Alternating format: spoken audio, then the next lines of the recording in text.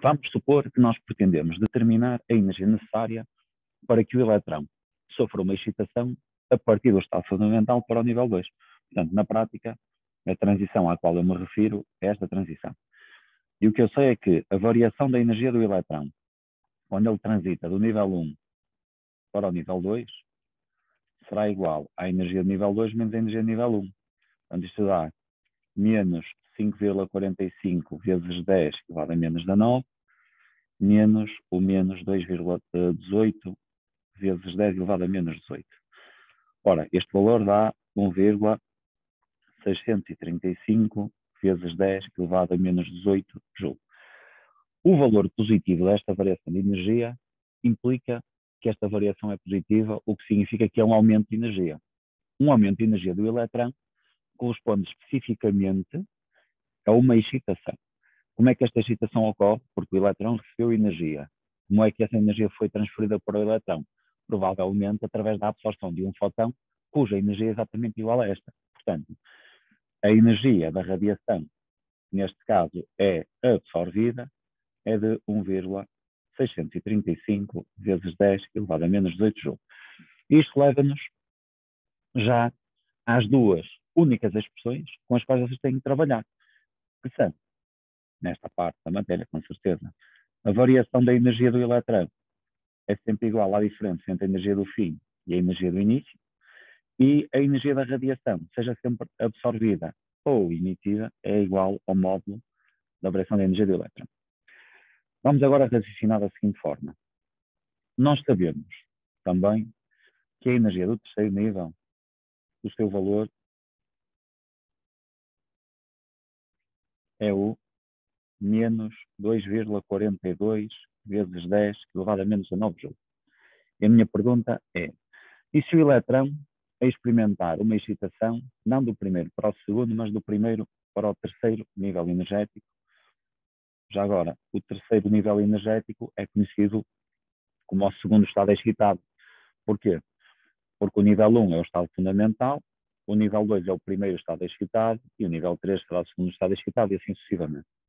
Portanto, eu sei que a variação da energia quando a transição ocorre do nível 1 para o nível 2 é igual à energia do segundo menos a energia do primeiro.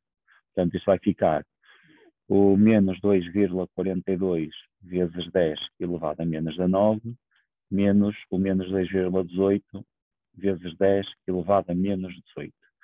Portanto, isto aqui vai dar 1,938 vezes 10 elevado a menos 18 joules. Ora, por comparação direta, 1,938, 1,635, da mesma ordem de grandeza, portanto é um bocado maior, faz sentido.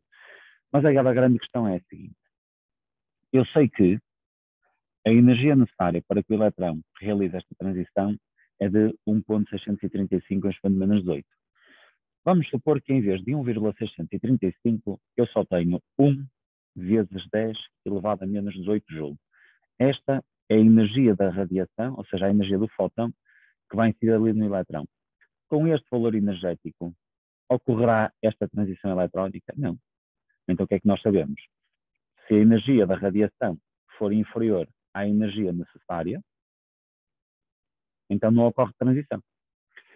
Mas vamos colocar outra questão, que é, então eu preciso de 1,635 para esta transição, preciso de 1,9 para esta transição, e a questão é, e se a radiação que aqui incide for um valor entre aqueles dois? Ou seja, vamos supor que é um valor de 1,8 vezes 10 elevado a menos 18 joules. Portanto, é um valor superior a esta transição, mas inferior a este valor.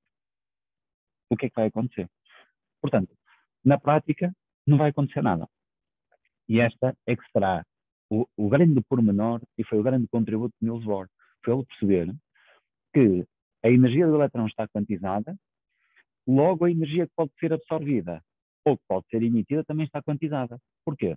Porque corresponde à diferença da energia dos níveis. Logo, estando o eletrão no nível 1, ele só vai transitar para outro nível desde que a energia que ele recebe seja exatamente igual à energia necessária para essa transição. Ou seja, nem pode existir um déficit, nem pode existir um excesso de energia. E atenção, que esta mecânica à qual eu me estou a referir agora tem que ver apenas com a existência do eletrão no átomo. A energia do eletrão no átomo está quantizada. Qual é o valor da energia necessário para que o eletrão abandone o átomo? Ora, o eletrão deixa de pertencer ao átomo a partir do momento em que a sua energia é igual a zero. E então nós dizemos que esta variação de energia também é conhecida como energia de remoção. A energia de remoção é a energia mínima necessária para remover o eletrão do átomo. Portanto, vamos supor agora que nós temos a transição de nível 1 para o infinito. Portanto, a variação da energia associada à transição de 1 para o infinito vai ser igual à energia do fim, menos a energia do início, menos 2,18 vezes 10 elevado a menos 18, que dá 2,18 vezes 10 elevado a menos 18 joules. E a energia da radiação que seria necessário absorver para esta transição é também igual a 2,18 expoente menos 18 joules. Mas a questão que se coloca é, e se a energia for maior do que este valor? Okay? E nós, um bocadinho à boleia daquele conceito de que, ora, ou a energia é exatamente o valor que nós necessitamos ou não ocorre transição, diríamos logo, não, não. Se for maior que 2,18 também não há transição. Pois, aqui vai ocorrer transição. Por que motivo? Porque a energia está quantizada enquanto o eletrão se encontra no átomo. A partir do momento em que o eletrão abandona o átomo, ele poderá apresentar literalmente qualquer valor de energia, uma vez que essa energia, agora positiva, corresponde à energia cinética do eletrão. Eu posso exemplificar. Vamos supor que o eletrão absorve uma energia não de 2,18 expoente menos 18, mas de 2,2 expoente menos 18. Ou seja, se o eletrão absorver uma energia de 2,2 expoente menos 18, qual vai ser a energia final do eletrão? Então nós fazemos a variação da energia será igual à energia do fim menos a energia do início, e a estratégia que eu vos estou a mostrar agora é a estratégia adequada à pergunta: esta radiação incide sobre o eletrão, verifique se ocorre transição e se sim, para que nível. Então o que é que nós fazemos? Neste caso eu estou a dizer que a energia da radiação é igual a 2,2 vezes 10 elevado a menos 18 joules.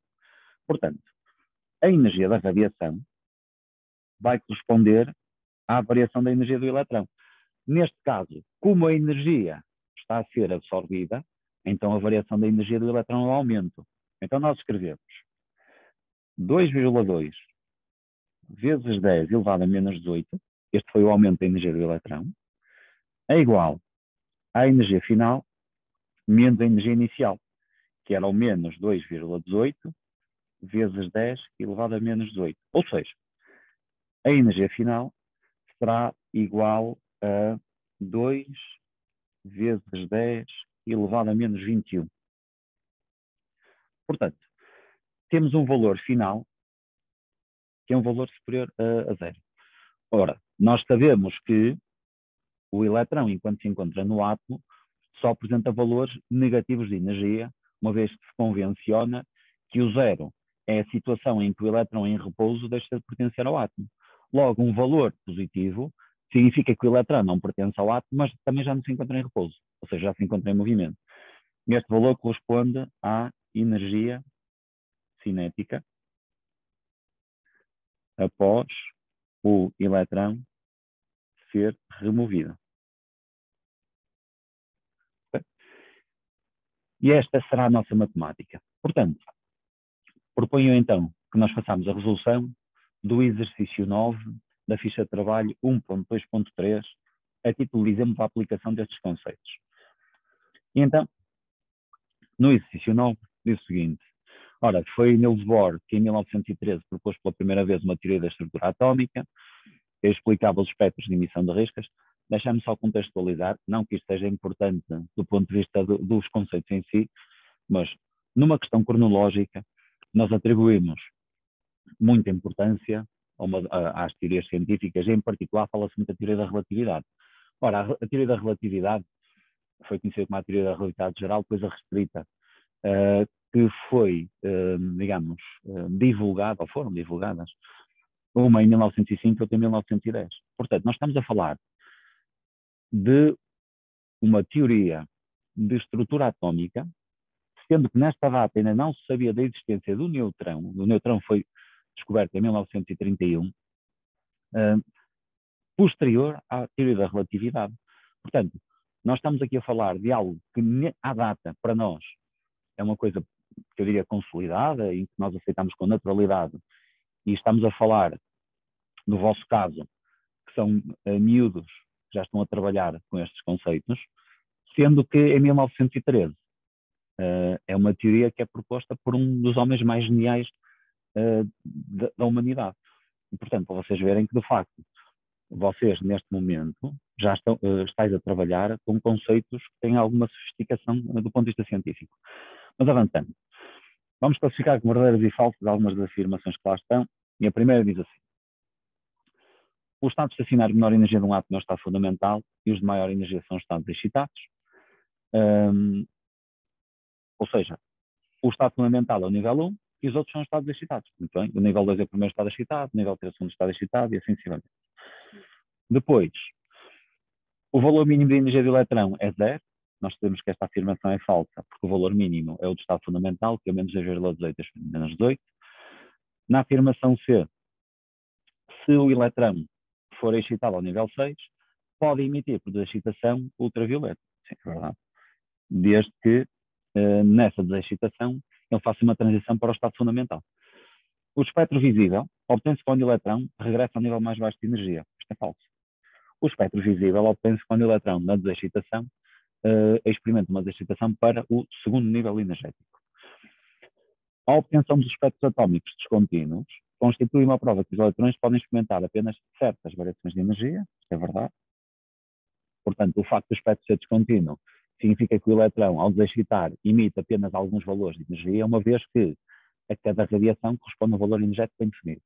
E porquê é que ele só emite alguns valores de energia? Porque os valores emitidos são as diferenças das energias entre os níveis, que, por seu lado, os níveis só possuem alguns valores bem definidos. Logo, as diferenças também só podem dar alguns valores bem definidos. E a última afirmação diz: quando o eletrão do hidrogênio absorve uma radiação, corresponde sempre a um processo de excitação. Esta afirmação é falsa. E é falsa porquê? Se a radiação incidir, ela pode ou não ser absorvida. Mas, se a radiação é absorvida, o eletrão vai transitar para um estado energético superior. Chama-se a excitação enquanto ele pertence ao átomo, porém, quando ele abandona o átomo já não é uma excitação. Chama-se uma ionização. E então, se vocês repararem, vocês têm aí a afirmação diz que quando ele absorve a radiação é um processo de excitação. Pois, não necessariamente. Pode ser uma ionização, uma vez que se eu fornecer uma energia suficiente para remover o eletrão do átomo, deixe de ter um átomo e passa a ter um íon. Questão 9.2. O esquema da figura representa um diagrama de níveis, muito bem. Seleciona a afirmação correta. A transição C está associada à radiação menos energética, à emissão da radiação menos energética. Vocês repararam, a radiação menos energética que pode ser emitida pelo átomo de hidrogênio, nós dizemos que está na zona do infravermelho. Mas das que estão aqui representadas na figura, a transição com emissão menos energética corresponde àquela que ocorre entre os níveis, cuja energia se encontra mais próxima. Portanto, das emissões que cá estão, nós temos a emissão A, B, C, D, que são processos de desexcitação. A de menor energia será a B, porque é a transição que ocorre entre os níveis mais próximos. Depois pode surgir a confusão, mas espera. Portanto, de 2 para 1 e de 3 para 2, a diferença é só de um nível, pois. Mas de 2 para 1, a emissão é na zona do ultravioleta. Para o nível 2, são transições visíveis. Então, claramente as transições das excitações menos energéticas serão B, C, D. E entre as referidas, a transição B será a que envolve menos energia, porque é aquela que ocorre entre os níveis mais próximos. Na afirmação seguinte diz: a transição A está associada à absorção da radiação ultravioleta. Ora, nós vimos que a transição A é uma desexcitação, as desexcitações ocorrem com emissões de energia, não com absorções. Está errado. A transição E corresponde a uma risca azul. Ora, a transição E é uma absorção de energia, é uma excitação. Ora, nós sabemos que as excitações correspondem a linhas pretas no espectro. Ou seja, nós vamos ter um espectro colorido com umas linhas pretas, que correspondem exatamente às radiações que foram absorvidas. E, finalmente, diz-me a transição F corresponde à absorção da radiação na região do infravermelho. Quando nós pretendemos determinar qual é a radiação que é absorvida, a melhor estratégia é a seguinte. Vamos imaginar uma transição simétrica de F. Portanto, uma transição de 4 para 3.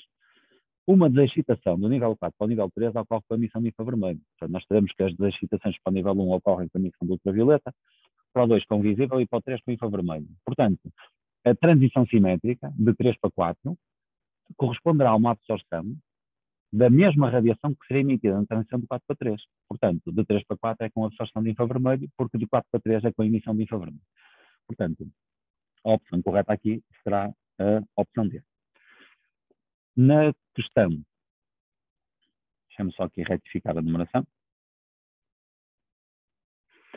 922 diz-me: se num átomo de hidrogênio, no estado fundamental, incidir radiação cujos fotões têm energia 2,20 expoente menos 18, este é o exemplo sobre o qual nós trabalhamos agora mesmo. Ou seja, nós vemos que se a radiação incidente for 2,2 expoente menos 18, a energia final é 2 expoente menos 21, o que significa que o elétron é removido e passa a apresentar uma energia cinética não nula. Portanto, a opção correta será o elétron é removido e fica com valor não nulo de energia cinética. Portanto, será a opção A. Na questão 923 diz: indica o tipo de radiação envolvida na transição assinalada por V. Ora, na transição assinalada por V nós temos uma desexcitação nível 3 para o nível 2 e nós sabemos que as desexcitações para o nível 2 ocorrem com a emissão da radiação na zona de visível. Portanto, será radiação visível.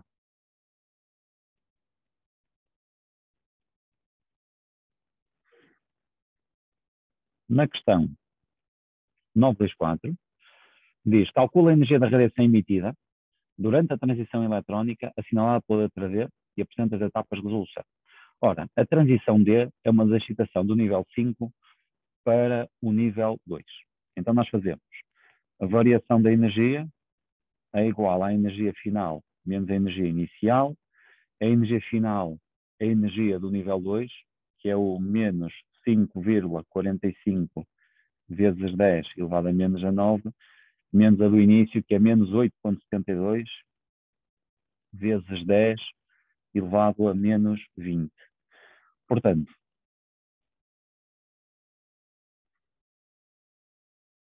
nós temos menos 5,45 expoente menos 19, menos 8,72 expoente menos 20. Portanto, está menos 4,58 expoente menos 19. Menos 4,58 vezes 10 elevado a menos 19 joules. E aqui a questão que se coloca é: por que motivo é que nós temos aqui uma variação negativa? Uma variação negativa significa que temos uma desexcitação, ou seja, como a variação da energia é menor que zero, isto corresponde a uma desexcitação. Agora, a questão não é a variação da energia do eletrão, a questão é a energia da radiação emitida. Ora, o que nós sabemos é que a energia da radiação é sempre positiva e, portanto, corresponde ao módulo da variação da energia, que neste caso será igual a 4,58 vezes 10 elevado a menos a 9 joules. Portanto, o raciocínio será mais ou menos este. Surgiu aqui uma questão que diz o seguinte: se na transição de 3 para 2 é vermelho, significa de 4 para 2 é laranja e assim sucessivamente? Ora, o raciocínio é parecido. Agora, nós não temos as cores do arco-íris todas, não é? Porquê? Porque se nós tivéssemos as cores do arco-íris nas excitações, nós temos um espectro contínuo. De facto, na zona do visível, a transição que envolve menos energia é de 3 para 2, que é uma risca vermelha. Mas o espectro de hidrogênio é digamos, um espectro que é muito estudado, E em termos de cores, nós temos uma risca vermelha, uma azul, duas violetas. De facto, nós temos mais na zona do violeta, mas perceptíveis, as outras estão muito próximas entre si, temos duas. Vocês têm essa informação aqui no site.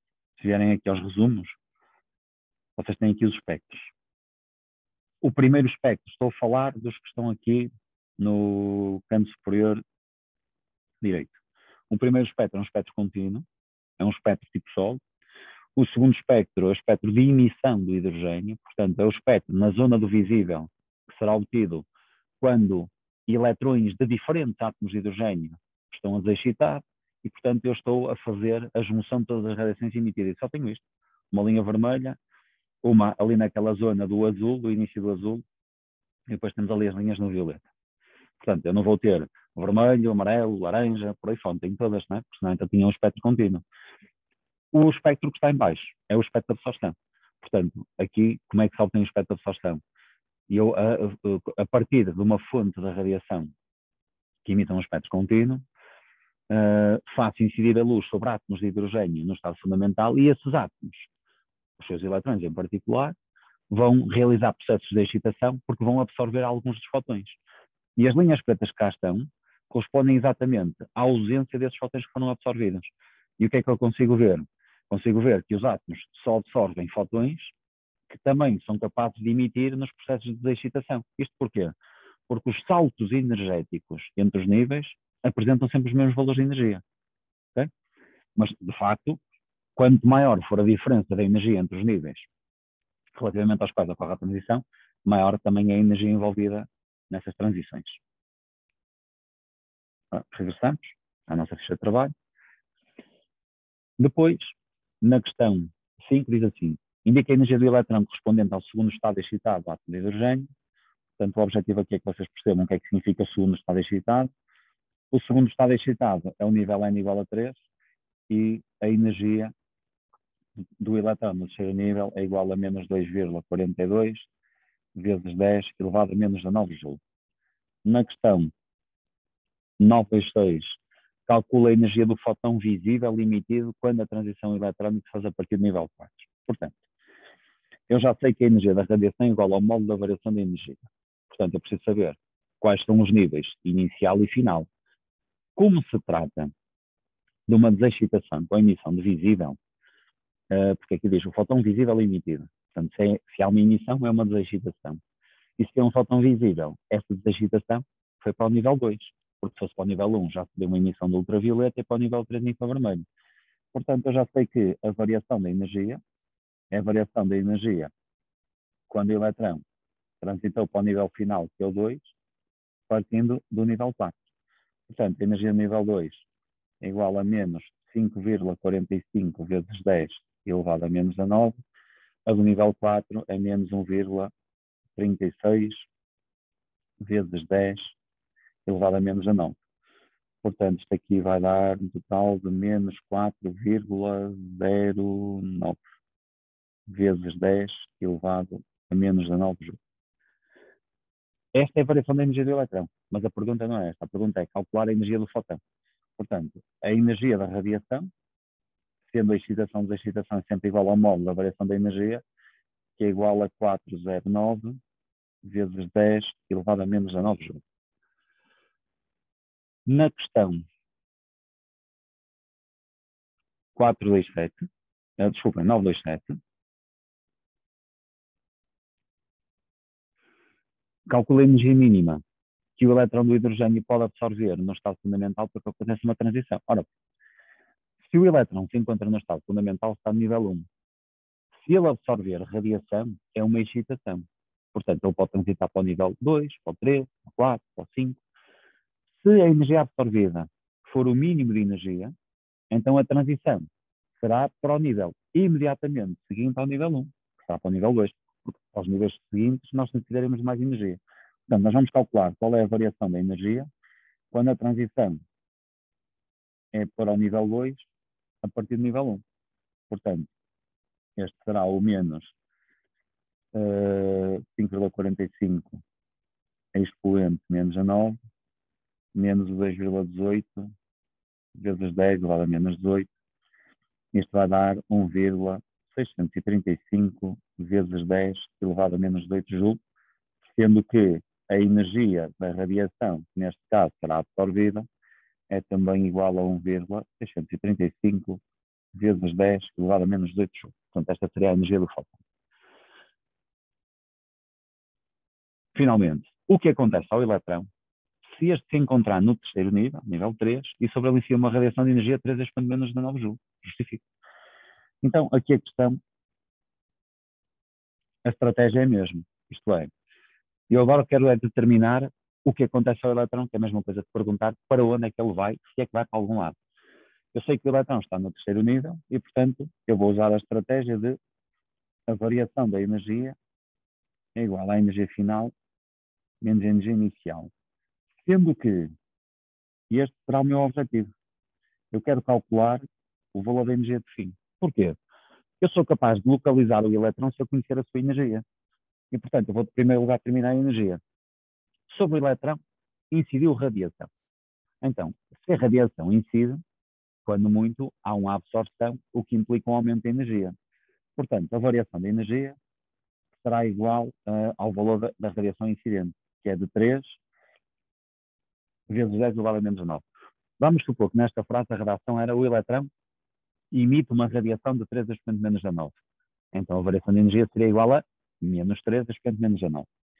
Então vamos ter este valor é igual à energia do fim, à energia do início. Onde é que ele se encontrava inicialmente? Ele estava no nível 3. Portanto, a energia nível 3 é o menos 2,42 vezes 10 elevado a menos a 9. Portanto, o valor da energia do fim, isto dá um total de 5,8 vezes 10 elevado a menos 20 joules. Ora, este valor é um valor positivo. Então nós sabemos que o eletrão é removido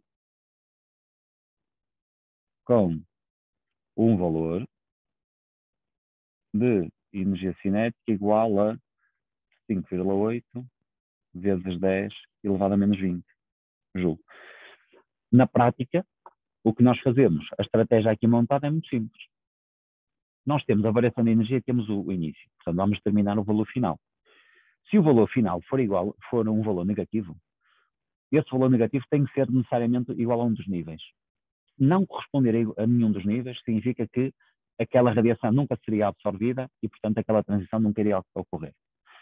Se o valor for igual a zero, significa que o eletrão foi removido e ficou em repouso. Se o valor final de energia do eletrão for superior a zero, então o eletrão é removido, deixa de ter um átomo, passa a ter um íon positivo, e o valor positivo corresponde à energia cinética do eletrão que foi removido. Portanto, esta será a estratégia da resolução destes exercícios tipo. Se vocês repararem, os outros exercícios são todos muito semelhantes aos que nós acabamos de resolver. Portanto, o exercício 5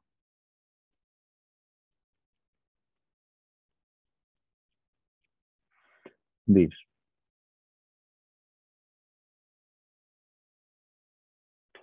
considera as configurações eletrónicas dos átomos da ABCDE no estado fundamental, as letras não são os símbolos químicos e, portanto, nós temos as configurações, ora representadas pelo diagrama de caixas, ora representada pela configuração. Por exemplo, no primeiro caso, nós temos a configuração A, em que nós temos uma primeira, uma segunda, um conjunto de 3 caixas. Nós temos assim. Isto é a mesma coisa que nós termos um S2, 2 S1 e 2 PX1, por exemplo. Okay? Na situação B, nós temos a configuração, ainda temos isto. 1 S2, 2 S2, 2 P6 e 3 S1. Então nós teremos aqui, se for o diagrama de caixas,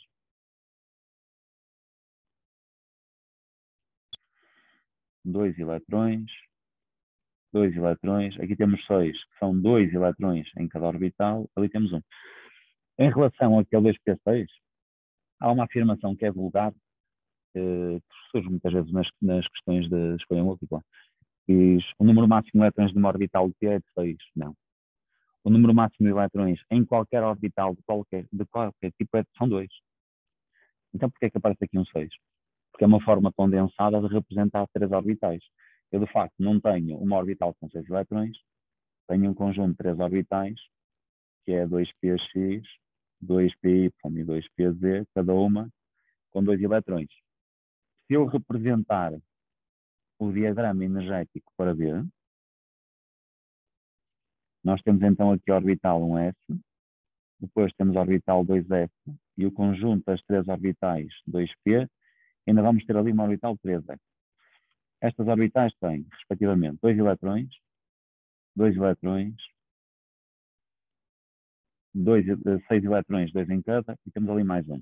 Portanto, nós temos aqui, em termos de níveis de energia, temos 3 níveis,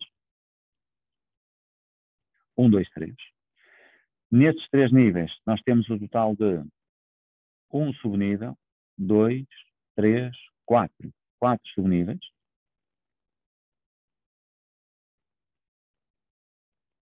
E destes 4 subníveis, em termos de orbitais, nós temos 1, 2, 3, 4, 5, 6. Temos ainda 6 orbitais. Relativamente às orbitais de valência, identificar as orbitais de valência poderá não ser algo muito trivial, mas há sempre uma estratégia boa para o fazermos, que é a seguinte. As orbitais de valência definem sempre para as partículas para o estado fundamental. E neste caso em particular, em caso de dúvida, o que nós fazemos é identificar qual é o gás nobre que antecede o elemento químico. Portanto, neste caso aqui, nós sabemos que temos 11 eletrões. 2, 4, 6 faz 10 e 1 são 11. Portanto, este é o sódio. O gás nobre que antecede o sódio é o néon. E nós sabemos que no néon, o néon tem o número atômico 10, a sua configuração é 1s2, 2s2, 2p6. Se vocês repararem, esta configuração eletrónica é exatamente igual a este que aqui está. Portanto, como é que eu posso, de uma forma simplificada, representar a configuração de sódio? Eu posso dizer que a configuração eletrónica de sódio corresponde à do néon e depois ainda temos o eletrão na orbital leste do terceiro nível, 3s1. O que acontece é que os eletrões que não são representados desta forma simplificada, ou seja, esta parte indica-me os eletrões do cerne do átomo, são os eletrões mais interiores, e aqueles que não são representados por esta forma mais simplificada, estes é que são os eletrões de valência. Na prática, os eletrões de valência são os eletrões que, por possuírem um valor energético maior, são aqueles que se encontram menos ligados ao núcleo e, portanto, são os eletrões que mais facilmente participam nas reações químicas. Portanto, os eletrões de valência são os eletrões que caracterizam a reatividade química dos átomos. Agora, respondendo à questão. Então, identifica a configuração que não está correta e indica as regras ou os princípios que não foram respeitados. Portanto, nós estamos a falar de configurações para o estado fundamental. Portanto, no primeiro caso, nós temos 4 eletrões e para o estado fundamental ficaria 1s2, 2s2. E nós temos, no primeiro caso, 1s2, 2s1 e 2p1. Portanto, é logo a primeira que está errada. Então, como é que nós corrigimos isto? A configuração A, neste momento, está 1s2, 2s1 e 2p1. Para o estado fundamental, a configuração ficaria 1s2, 2s2. Qual foi a regra que não foi respeitada?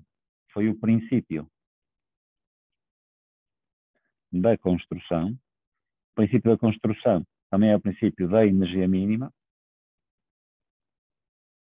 que corresponde à configuração eletrónica de menor energia para o átomo, ou seja, para o estado fundamental. Depois pede para fazer o diagrama de caixas para a configuração eletrónica B. Portanto, eu já o fiz, mas eu vou repetir.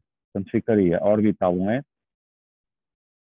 a orbital 2s, as 3 orbitais 2p. As orbitais 2p são 3 orbitais, mas pertencem ao mesmo subnível.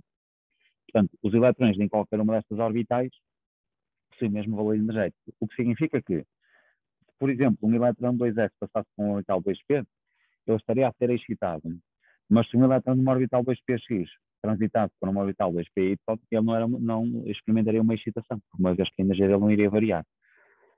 Na questão 3, diz-me, com base na configuração C, indique quantas e quais são as orbitais de valência. Portanto, a configuração C é 1s2, 2s2, 2p3. Vamos pôr em evidência as orbitais tipo P. 1s2, 2s2, 2px, 2py, 2pz, 1, 1, 1. Agora, não tenho a certeza absoluta de como identificar as orbitais de valência. Muito bem. Este elemento químico, número atômico 7, é o azoto. Se for à tabela periódica, localizar o gás nobre que antecede o azoto, o primeiro, antes dele, portanto é o hélio. Eu sei que o hélio, a sua configuração, como ele tem número atômico 2, é um S2. Portanto, significa que esta configuração, que cá está, é a do hélio, seguido de 2S2, 2P3. Portanto, o que nós temos aqui são os eletrões da camada de valência. Portanto, a camada de valência é esta toda. Portanto, nós temos um total de 5 eletrões de valência localizados em 2 subníveis, que será o S e o P, e localizados em 4 orbitais, que é a 2E, a 2px, a 2py e a 2pz. Finalmente, quantos valores diferentes de energia de remoção possuem os átomos de D? Ora, o elemento D tem configuração 1s2, 2s2, 2p5. Vou colocar em evidências orbitais tipo P. 1s2, 2s2, 2px, 2py, 2pz. Tenho 5 eletrões para colocar cá. Portanto, eu primeiro coloco um em cada, 1, 1, 1, e depois vou formar os pares. Vou formar os pares aqui assim. 2, 2. Se eu, em vez de emparelhar aqui, emparelhar ali, 2, 1, continuo a ter os 5 eletrões. Isto não é um estado excitado. Esta configuração é exatamente igual à primeira. Ou seja, se nós colocarmos aqui o diagrama de energia para este elemento, nós temos então a orbital 1s, temos a orbital 2s e temos as orbitais 2p. Okay? E aqui teremos na mesma situação em que os eletrões estariam tão afastados do núcleo que a sua energia passa a ser zero. Eu vou marcar os eletrões. Temos ali 2, e aqui temos 1, de acordo com aquela configuração que lá está. 2, 2. Reparem, se um eletrão transitado aqui para aqui, okay, não há um processo de excitação, uma vez que não há alteração da energia do eletrão. Portanto, as configurações são absolutamente equivalentes. O que é a energia de remoção? Ora, a energia de remoção, como o próprio nome indica, é a energia mínima necessária para remover um elétron do átomo. Só que nós agora temos eletrões por muitos subníveis de energia, neste caso por 3 em particular. Então, reparem, os eletrões 1s vão ter um determinado valor de energia de remoção, os eletrões 2s terão outro valor de energia de remoção e, finalmente, os eletrões das orbitais 2p terão outro valor de energia de remoção. O que significa que, resumidamente, o número de energias de remoção é igual ao número de subníveis. Portanto, se eu tenho 3 subníveis, 3 patamares energéticos, eu passo a ter 3 energias de remoção. Se eu tiver vamos lá acima, 4 patamares energéticos, eu tenho 4 energias de remoção. Ou seja, eu terei 4 valores diferentes para remover os elétrons daqueles átomos. Os valores de energia de remoção são iguais? Bem, será igual para os átomos que estão no mesmo subnível. Mas será um valor tanto maior quanto mais próximo do núcleo o elétron se encontrar, uma vez que se o elétron se encontra, uma vez que o elétron se encontra mais próximo do núcleo, é mais atraído, e se é mais atraído, significa que nós vamos ter que gastar mais energia para tirar o elétron. E a configuração eletrónica para este átomo é 1s2, 2s2, 2p4. Isto para o estado fundamental. Okay? No estado fundamental, nós fizemos o diagrama de caixas. Nós temos primeiro o diagrama energético com S, depois temos aqui o 2S e aqui o 2P. E temos 2, 2, 1, 2, 3. E agora vou emparelhar. Okay? Onde é que vou emparelhar? Onde eu quiser, literalmente. Okay? Vamos fazer aqui o diagrama de caixas. Temos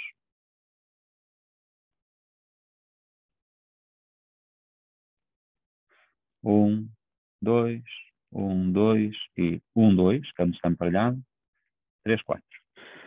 Vamos supor que agora pretendo representar um estado excitado. Então, para representar um estado excitado, vamos duplicar isto.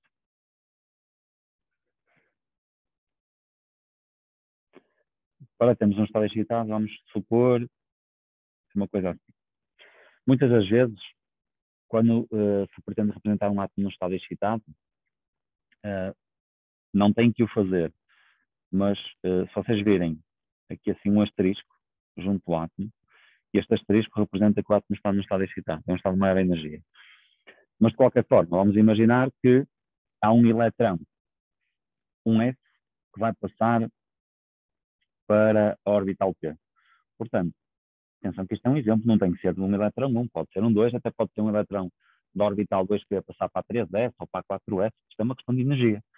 E, portanto, se há uma a excitação, como eu vos indiquei, portanto, o que vai acontecer é que aqui vou ficar só com um eletrão, aqui fico com 5, o que significa que aqui perdi um, ali ganhei outro.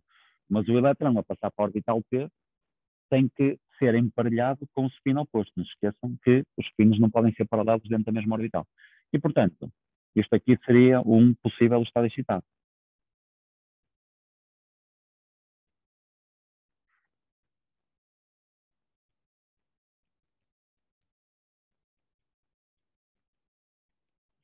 E a nossa tabela periódica tem uma estrutura que terá qualquer coisa deste género. Nós temos um primeiro bloco, e este bloco, vou tentar desenhar isto o mais rapidamente possível, mas este primeiro bloco tem duas colunas e, em termos de linhas, tem 7 linhas. Vou colocar aqui, reparem, que o primeiro eu estou a colocar intencionalmente separado dos que estão abaixo. Depois, temos o bloco seguinte, e o bloco seguinte tem 4 linhas,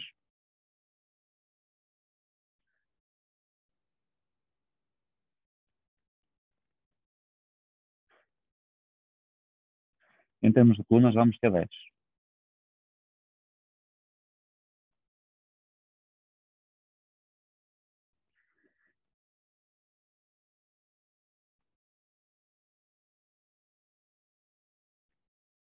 Ok.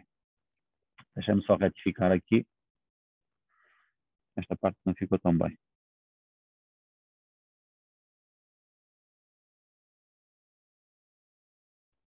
Está melhor.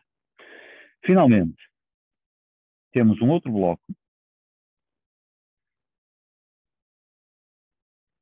E neste outro bloco, nós temos 6 colunas,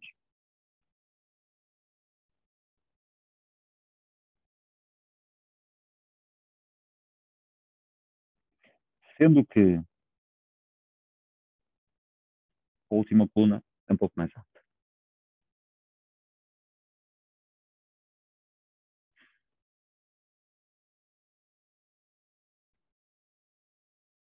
E, finalmente, temos aqui mais um bloco. E este bloco tem um total de 14 colunas e tem 2 linhas.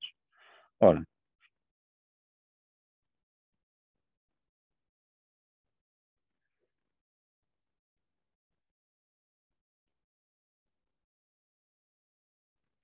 o que é que nós temos que saber em relação a isto? Estes caixotes que aqui aparecem não são nada mais, nada menos do que os blocos da tabela periódica. E os blocos da tabela periódica são os blocos S, P, D e F. Portanto, nós aqui temos o primeiro bloco. Este será o bloco S. Depois temos o bloco P.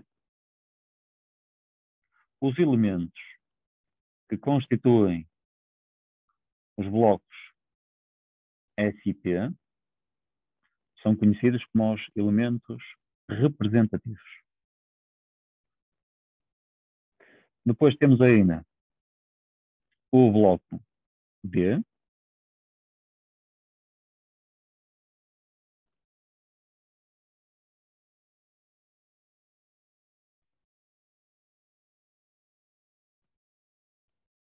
E, finalmente, temos o bloco F.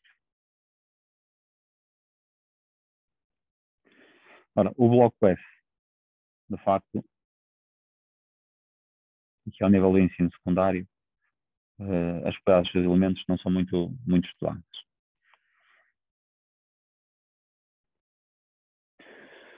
Se vocês repararem, nós temos que os blocos, o S tem 2 grupos, o P tem 6 grupos, o bloco D tem 10 grupos e o bloco F possui 14 grupos. Ora, quando nós fazemos a configuração eletrónica, nós sabemos que o conjunto das orbitais tipo S pode ter no máximo 2 eletrões. Sabemos que as orbitais P, o conjunto pode ir até 6, D pode ir até 10 e F pode ir até 14 eletrões. Logo, o número de grupos dentro de cada bloco está diretamente relacionado com o número máximo de eletrões que poderá ser albergado no conjunto das orbitais com o mesmo nome. Ou seja, se as 3 orbitais P de um dado subnível podem ter até 6 eletrões, então o bloco P tem 6 grupos e assim sucessivamente. Então nós temos um total de 18 grupos na tabela periódica e temos um total de 7 períodos, sendo que os períodos são as linhas. Nós sabemos que a nossa tabela periódica ela tem aqui uma espécie de um zigue-zague. Ela tem várias estruturas e tem subestruturas. E então o que acontece é que, na prática, nós temos aqui uma divisória. Okay? Literalmente isto assim. E esta divisória vai separar, por um lado da tabela periódica, os metais e, por outro lado, os não metais. Sendo que há grupos aos quais nós damos particular ênfase, porque são grupos com características muito específicas, que será o grupo 1, o grupo 2, o 17 e o 18. Os elementos do grupo 1 constituem a família dos metais alcalinos, do grupo 2, dos metais são os alcalinoterrosos,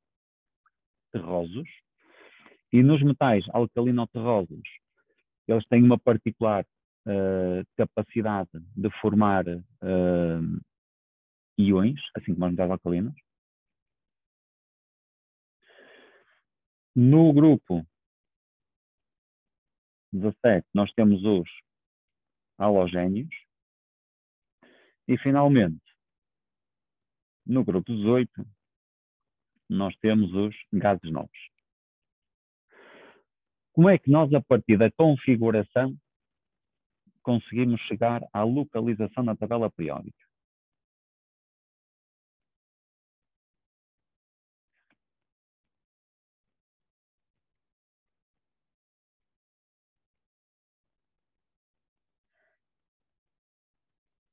Então, o esquema é o seguinte.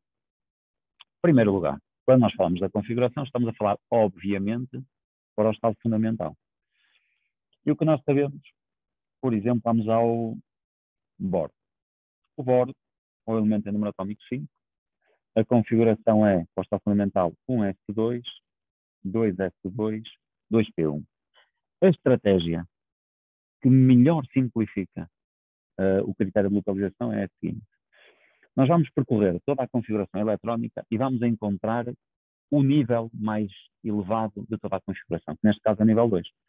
Portanto, o nível 2 vai me indicar o período da tabela periódica.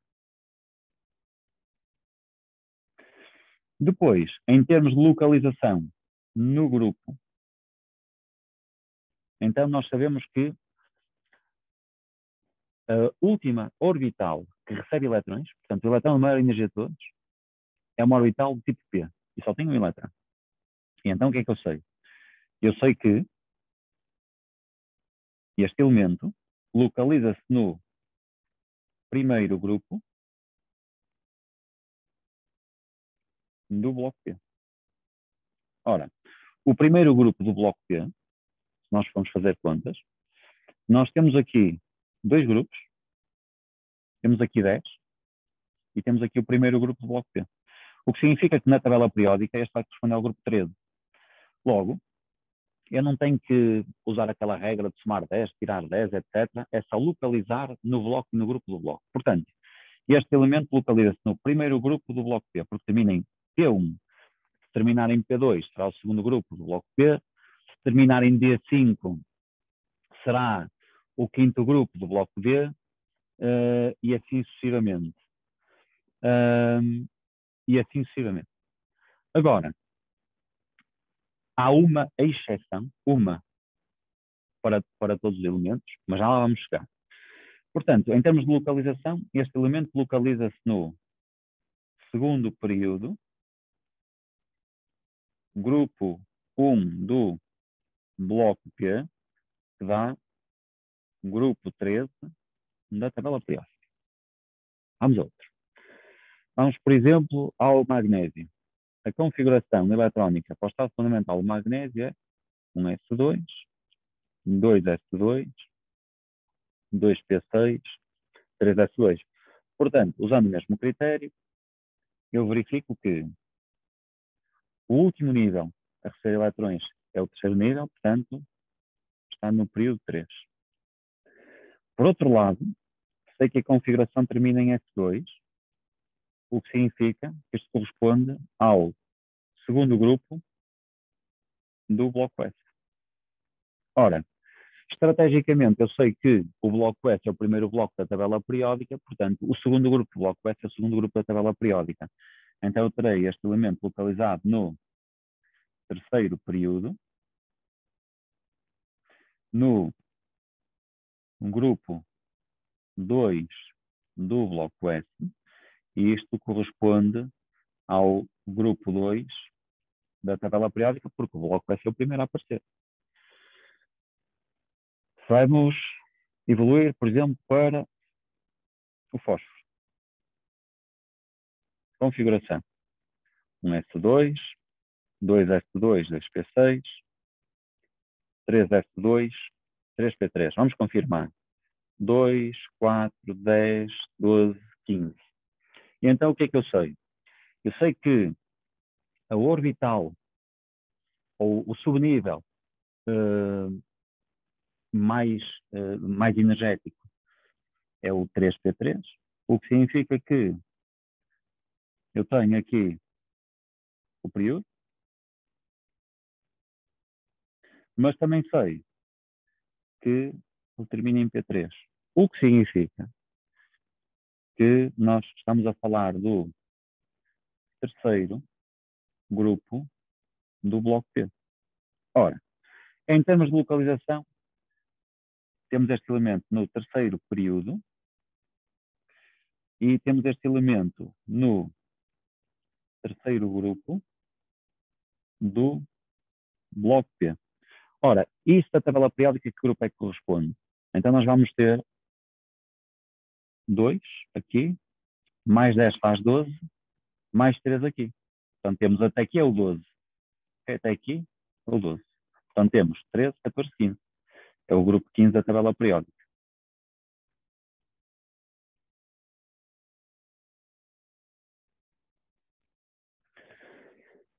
Eu sei que alguns de vocês, em particular aqueles que não trabalham comigo desde o ano passado, poderão estar a estranhar esta estratégia, porque há uma estratégia que é muito veiculada, que é, vamos aos eletrões de valência, se nós temos 1 ou 2 eletrões de valência, está direto do grupo, com 3 ou mais nós temos somado as unidades. Portanto, neste caso, nós temos 2 mais 3 são 5 eletrões de valência, e isto vai para o grupo 15, okay? Que é o 4 ali 7. Pronto. Esta estratégia de somar as 10 unidades quando nós temos 3 ou mais eletrões de valência funciona bem para os alunos do ensino básico, que são alunos que só têm que fazer a configuração até ao cálcio. Vocês têm que fazer a configuração e saber localizar até o vanádio. O escândio, o titânio e o vanádio são os 3 primeiros elementos do bloco B e, portanto, essa estratégia já não se adequa aqui. Posso exemplificar. Vamos ao vanádio. O vanádio tem número atómico 23. A configuração para o estado fundamental é 1s2, 2s2, 2p6, 3s2, 3p6, 4s2, 3d3. Então, primeiro, o maior nível de energia que nós encontramos aqui é o quarto. Então, significa que o período é o 4. Por outro lado, a orbital ou o subnível mais energético que recebe eletrões termina em D3. Então significa que nós estamos a falar de um elemento que está no terceiro grupo do bloco D. Ora, eu por aqui sei que este elemento está no quarto período e se é o terceiro grupo do bloco D, eu vou à minha tabela periódica e vejo que este elemento está aqui no terceiro grupo do bloco D, mas a numeração dos grupos começa da esquerda para a direita, portanto, 1, 2, 3, 4, 5. Portanto, significa que está no quinto grupo da tabela periódica.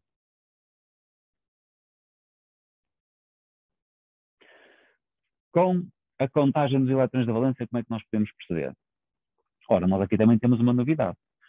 É que, ao contrário do que é veiculado, em que se afirma que os eletrões da valência são sempre os do último nível, de facto não é correto. São aqueles que estão disponíveis para participar nas reações químicas. Qual foi a estratégia que eu vos informei? Então, a estratégia melhor é a seguinte. Vamos localizar o gás nobre que antecede o vanádio na tabela periódica, que é o argão, que é o número atómico 18. Portanto, esta configuração que cá está, esta, é do argão. Portanto, a configuração do vanádio pode ser dada pela configuração do argão, seguida de 4s2, 3d3.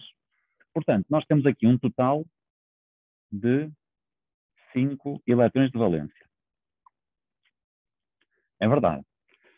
Nós temos os eletrões de valência, reparem, em grupos, em blocos diferentes, melhor dizendo, e em níveis diferentes. Nós temos eletrões de valência do quarto e do terceiro nível. Portanto, todos estes eletrões podem participar nas reações químicas. Isto nota-se porque os elementos do bloco D em vez de formarem só um tipo de íons, formam vários tipos de íons. Okay? Formam íons monopositivos, dipositivos, tripositivos, tetrapositivos. E isto acontece porque tem ali vários eletrões de níveis diferentes que podem participar em reações químicas. Reparem, se eu usar aquela estratégia de 1 ou 2 eletrões de valência, corresponde ao grupo 1 e 2. 3 ou mais, nós temos que adicionar 10 unidades. O que significa que, uma vez que eu aqui tenho 5 eletrões de valência, faria logo com que este elemento fosse localizado no grupo 15 da tabela periódica. Ora, o grupo 15 da tabela periódica faz parte do bloco P, que faz parte dos elementos representativos. E o vanádio é o elemento do grupo D, que se localiza aqui assim. O que significa que esta estratégia já não é válida, neste caso. Porém, a estratégia da qual eu vos falo, de localizar dentro do bloco, em função do número de eletrões que lá se encontram no subnível, essa é uma estratégia que não tem limitações. Ou seja, é correto localizar, porque se a configuração termina em 3D3, eu sei que este número me dá o grupo dentro deste bloco.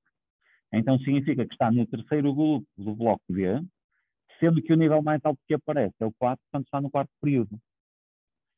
Qual foi a exceção que eu vos falei? A exceção que eu vos falei é a exceção do hélio. O hélio tem número atómico 2, a sua configuração eletrónica é 1s2.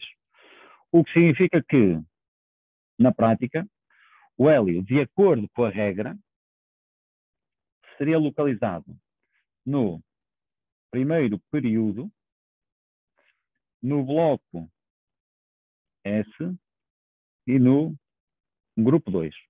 Mas se nós formos à tabela periódica, o hélio não se representa aqui, mas representa-se exatamente naquela extremidade oposta. Por que motivo? Pois há aquela regra do Mendeleev que me diz todos os elementos localizados na mesma coluna, no mesmo grupo, devem apresentar semelhança na propriedade química. Ora, o hélio é um gás nobre, porque possui a configuração de valência totalmente preenchida e, portanto, ele é quimicamente inerte, é muito estável. Então, o hélio representa-se no mesmo grupo dos átomos que apresentam essa semelhança, ok? Que é no grupo dos gases nobres. Portanto, o hélio localiza-se em função da sua reatividade, não em função da sua configuração eletrónica. Portanto, o erro estará aqui, não é? Ele não se localiza no bloco S nem no grupo 2. O hélio está localizado no bloco P, grupo 18, ok? Porque se trata de um gás nobre. Apesar de não ser uma exceção em termos de localização, é uma exceção em termos da reatividade. Estamos a falar agora do hidrogênio. O hidrogênio está aqui localizado, mas reparem, estrategicamente, aqui o quadrado do hidrogênio é representado separado do bloco S, porque o hidrogênio, em primeiro lugar, não é um metal. O hidrogênio tem propriedades de não metal, porque ele faz ligação covalente, e não pertence aos metais alcalinos. Por que é que ele está no grupo 1? Porque, de facto, o hidrogênio é um caso muito particular em termos de elementos químicos. Portanto, é o único átomo que só possui um eletrão, é o único átomo onde só existem a força atrativa entre o eletrão e o núcleo, não há cá forças repulsivas porque não há vários eletrões, e a consequência direta é que ele tem propriedades muito particulares, que não se aproximam de nenhum dos elementos dos outros grupos. Portanto, uma vez que do ponto de vista da reatividade não existia local onde o representar, obedece à regra da configuração eletrónica e, portanto, o hidrogênio está no primeiro período e no primeiro grupo, apesar de não ser um metal alcalino, nem sequer ser um metal. Portanto, estas são as regras em termos de localização. Agora vejam aqui. Eu vou ter, por exemplo, este elemento, aqui, que está no segundo período e no primeiro grupo. Portanto, este elemento termina em 2S1. Portanto, este aqui vai terminar em 2S2. Este cá em baixo, 3S2, 4S2, 4S1, 3S1, 5S1, 5S2. Portanto, a configuração eletrónica tem uma espécie de um código em termos de localização na tabela periódica, sempre que o número do nível corresponde ao período e a configuração das orbitais de valência vão dar o bloco e o grupo. Ou seja, neste caso, por exemplo, aqui nós temos quarto período, primeiro grupo, bloco E. Portanto, este aqui vai terminar em 4D1. 4D1, 4D2, 4D3, 5D3, 5D2, 6D2 e assim sucessivamente. Da mesma forma, segunda linha, primeiro grupo, bloco P. Então aqui temos o 2P1, 2P2, 2P3, 2P4, 3P4, 4P4, 5P4, 5P5, se nos deslocar para a direita. Portanto, em função só da configuração eletrónica, dizer assim, olha, onde é que está localizado o elemento que termina em 5D6? Portanto, quinta linha, 1, 2, 3, 4, 5, 5, D6, 1, 2, 3, 4, 5, 6. Termina aqui assim, ok? Este será o 5D6. Assim como, por exemplo, este aqui será o 6P2, ou este aqui será o 3P4, e assim sucessivamente. Os metais alcalinos têm uma configuração que termina em NS1. Os metais alcalino-terrosos em NS2. Os halogénios em NS2, NP5. E, finalmente, os gases nobres. Temos o 1S2, ou então temos NS2, NP6 para os restantes. Portanto, na prática, esta será a regra. O que é que nós sabemos? Sabemos que quando a configuração eletrónica de valência se encontra totalmente preenchida, os elementos são particularmente estáveis. Ser particularmente estável significa que a SAP nem sequer tem tendência a formar ligações químicas. Significa que esse átomo tem a capacidade de existir isolado, é inerte, não reage quimicamente. E, portanto, os outros átomos participam em reações de maneira a ficarem isoeletrónicos. Isoeletrónico significa ter a mesma configuração eletrónica de um gás nobre. Portanto, na prática, o metal alcalino, só um exemplo muito breve. Vamos supor que nós temos um gás nobre que pode ser o néon. O néon tem número atômico 10 e a configuração é 1s2, 2s2, 2p6. Agora vamos fazer aqui uma comparação com um halogénio, que é o flúor, cuja configuração é 1s2, 2s2, 2p5, ou que temos, por exemplo, um metal alcalino, que é o sódio, ou um alcalino terroso, que é o magnésio. E a configuração será 1s2, 2s2, 2p6, 3s1, ou 1s2, 2s2, 2p6, 3s2. Então o que é que se verifica aqui? É que todos eles vão ter tendência a ficar isoeletrónicos do gás nobre, mais próximo de si na tabela periódica, que neste caso é o néon. Então o que acontece é que se nós repararmos só na configuração de valência, e se nós destacarmos que esta parte do CERN corresponde já à configuração de néon, então nós sabemos que o magnésio tem tendência a formar o íon Mg2+. Porquê? Porque ao libertar os seus dois eletrões da valência, ele fica isoeletrónico de néon. O sódio tem tendência a formar o íon Na+, exatamente pelo mesmo motivo. E o flúor tem tendência a formar o íon fluoreto. Porquê? Porque o íon fluoreto, a configuração de valência vai passar para 2p6. E, portanto, todos os halogénios têm tendência a formar íons mononegativos. É claro que vão ficar todos isoeletrónicos do néon, mas vão ficar todos isoeletrónicos do gás nobre que lhes sucede na tabela periódica.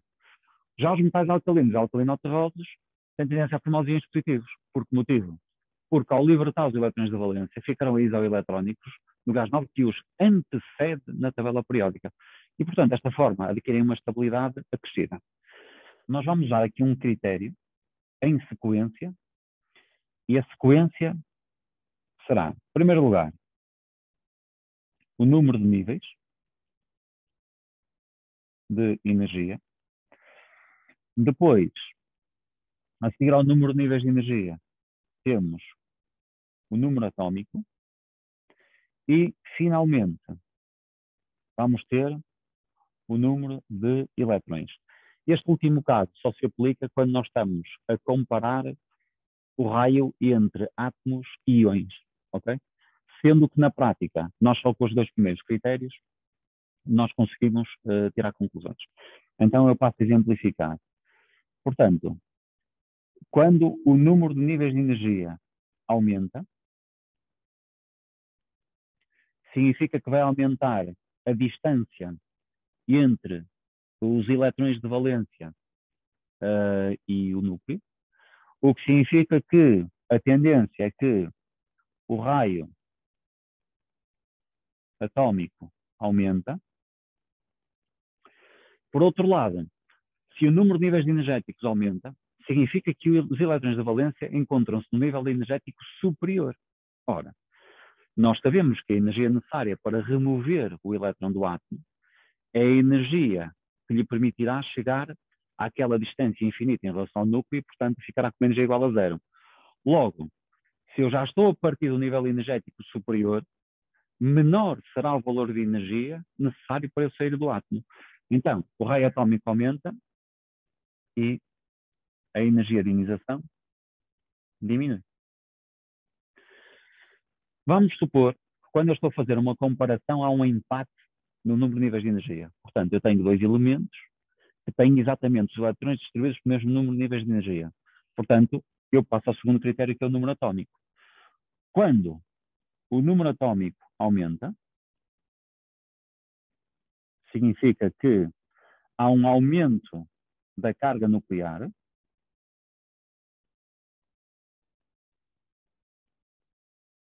O que é carga nuclear? A carga nuclear é a carga positiva do núcleo. Ora, se o núcleo fica mais positivo, uma vez que os elétrons estão negativos, eles atraem-se eletrostaticamente. Portanto, o núcleo irá atrair com mais intensidade os seus elétrons. Os elétrons do átomo, claro. Se os elétrons estão atraídos com mais intensidade, a consequência direta é que eles vão se aproximar desse núcleo. Portanto, sabemos nós então que o raio atômico diminui e, por seu lado, a energia de ionização aumenta. Por que motivo, então? Se os elétrons estão atraídos mais intensamente, o que vai acontecer diretamente é que será necessária mais energia para remover os elétrons da ação do núcleo. Quando o número de níveis de energia e o número atômico são um empate, digamos, então vamos ao número de eletrões. Quando o número de eletrões aumenta,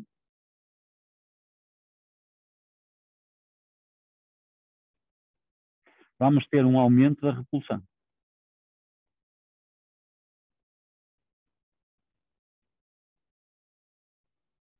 E se a repulsão aumenta, o raio também aumenta. Reparem que eu não estou a falar do raio atômico, porque agora, neste último caso, nós vamos ter claramente a situação de um átomo e de um íon.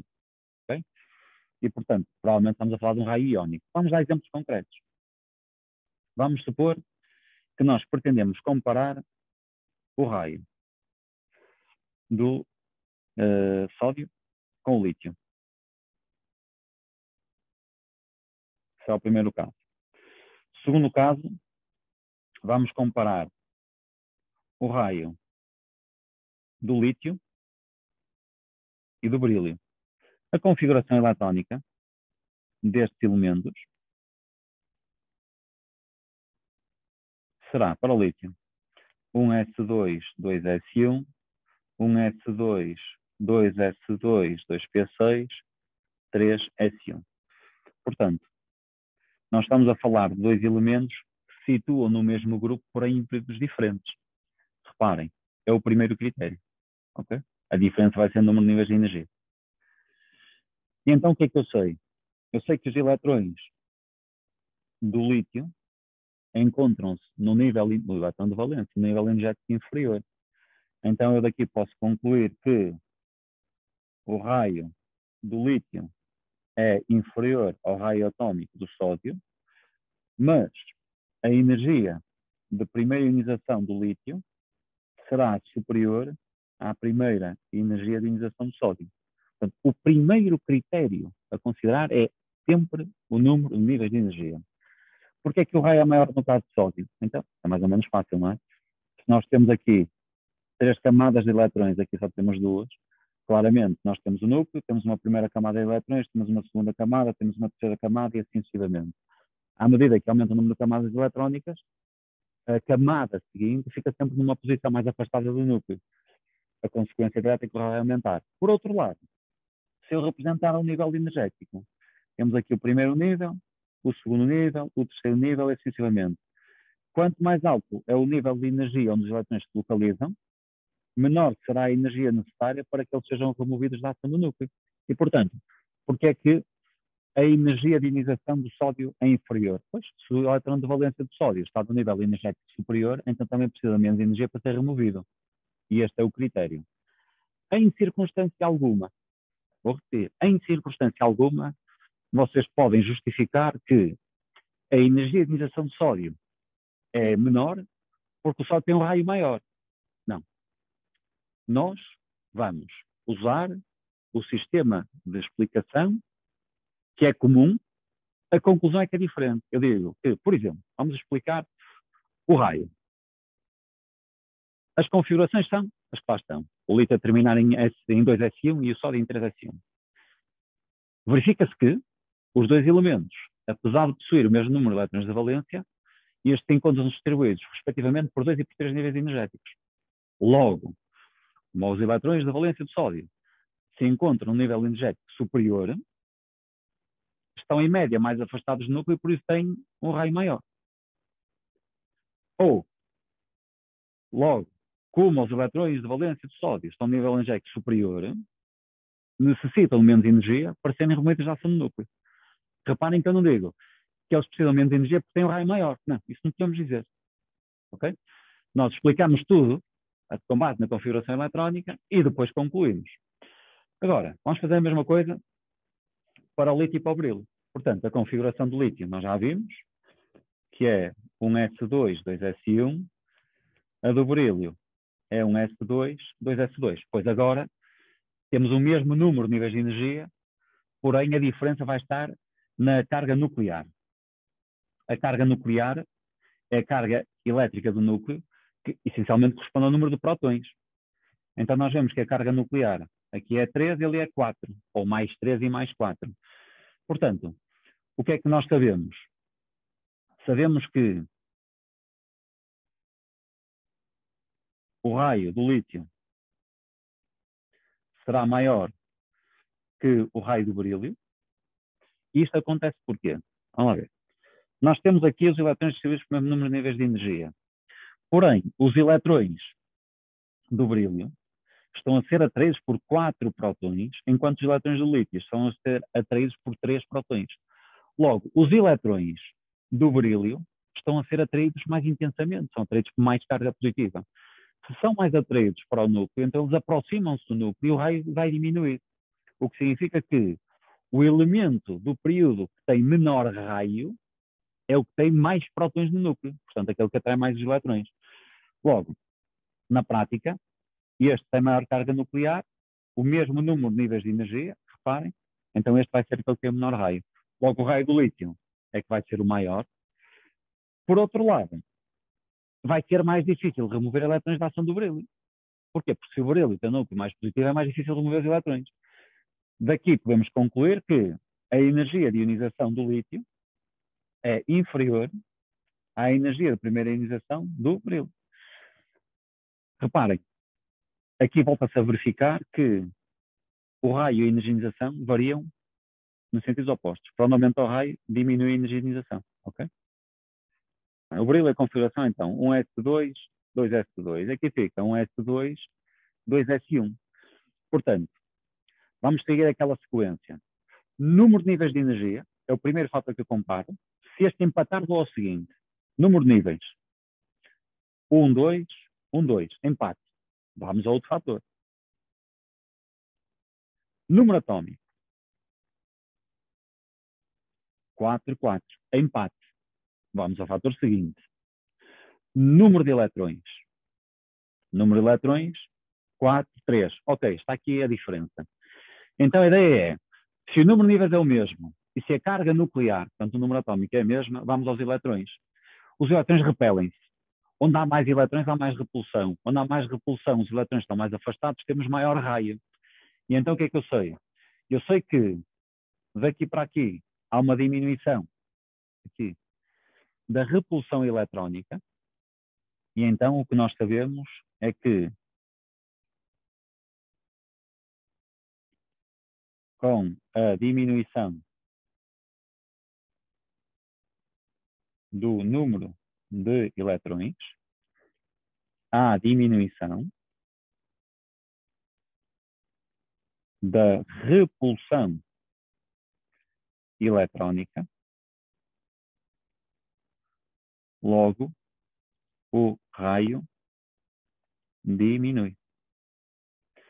Ou seja, o raio do berílio mais será inferior ao raio do berílio. Vamos imaginar isto agora para um íon negativo. Pode ser com o fluoreto. Ou seja, nós temos o flúor e o fluoreto. Número atómico 9. Configuração 1S2, 2S2 com 2P5, 1S2, 2S2 com 2P6. Vamos lá ver. Primeiro critério, número de níveis de energia. Um nível, dois níveis. 1, 2. Estão em empate. Vamos ao segundo fator de desempate. Carga do núcleo. 9 protões, 9 protões. Empate. Vamos ao número de eletrões. 9 com 10 eletrões. Ok. Então, daqui para aqui, vamos ter um aumento do número de eletrões. Então, vamos pegar na estrutura que aqui está. Vamos ver a diferença. Então, em primeiro lugar, não foi uma diminuição. Agora, neste sentido. Neste sentido, foi um aumento.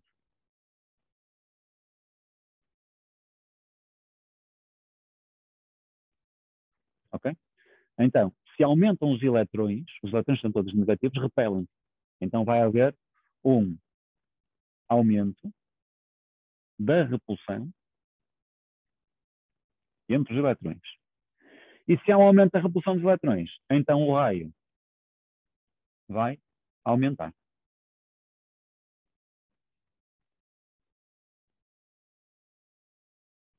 De tal forma que o raio do fluoreto é maior que o raio do átomo que lhe dá origem. Portanto, na prática, os íons negativos têm sempre um raio maior do que o raio do átomo de onde se formam. Os íons positivos têm sempre um raio mais pequeno que o raio dos átomos a partir do qual se formam. Regra geral, se nós imaginarmos a tabela periódica, literalmente, num quadro, então o que é que nós sabemos? Neste sentido, aumenta o número de níveis, o raio aumenta e a energianização diminui. Porquê? Porque se os eletrões de valência estão num nível energético superior, são mais fáceis de remover, necessitam de menos energia para ser removidos. Nesta orientação assim, não varia o número de níveis, mas aumenta o número de prótons no núcleo, aumenta a carga nuclear. Ora, um núcleo mais positivo atrai os elétrons com mais intensidade, são mais difíceis de remover. Por outro lado, como os elétrons estão mais atraídos, há uma contração da nuvem eletrónica, eles estão, por serem mais atraídos, são mais próximos do núcleo. Portanto, neste sentido, o raio diminui e a energia de ionização aumenta.